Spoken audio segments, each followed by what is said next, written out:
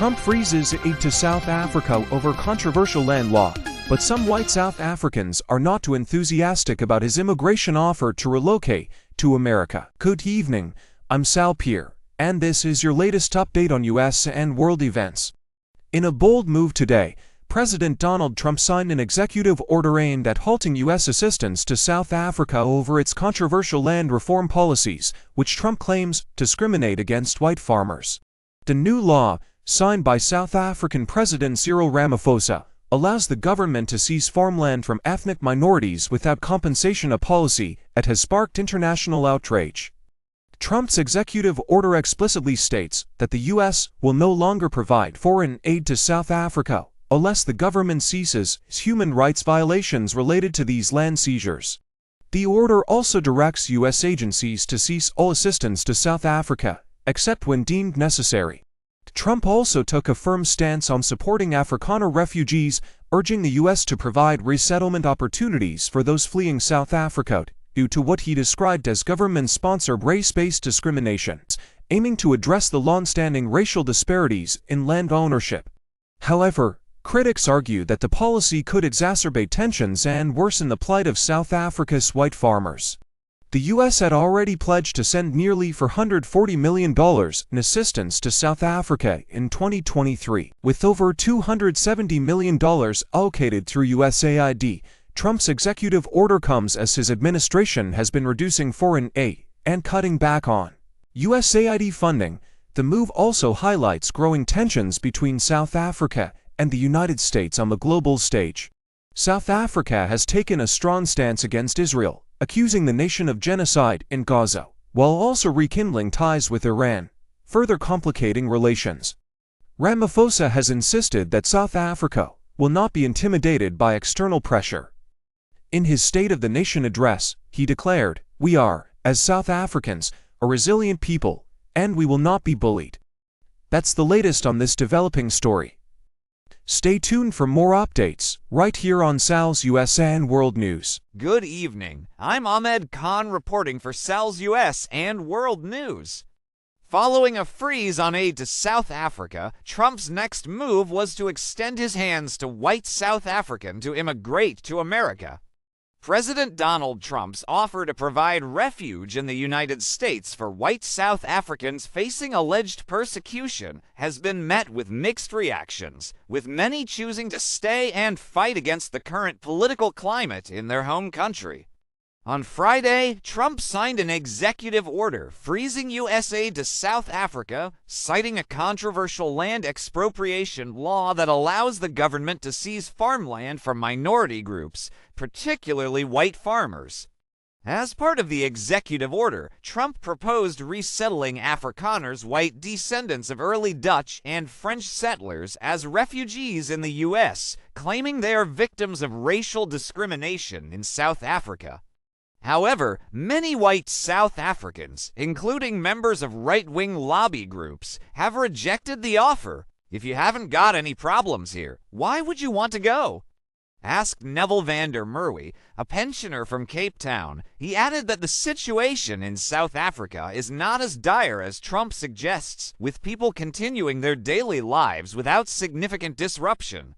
The Land Reform Act, signed by South African President Cyril Ramaphosa, aims to address deep-rooted racial land ownership inequalities that persist in post-apartheid South Africa. The law makes it easier for the government to expropriate land without compensation in certain cases to help rectify these disparities. Currently, about 75% of privately owned land remains in the hands of the white minority, despite black South Africans making up around 80% of the population. While Ramaphosa has defended the policy, many critics, including the Afrikaner-led group AfriForum, accuse Trump of amplifying misinformation.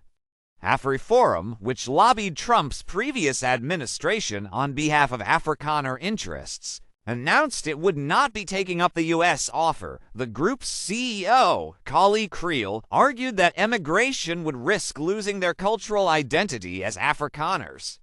The Solidarity Movement, which represents a large number of Afrikaner families, also reaffirmed their commitment to South Africa.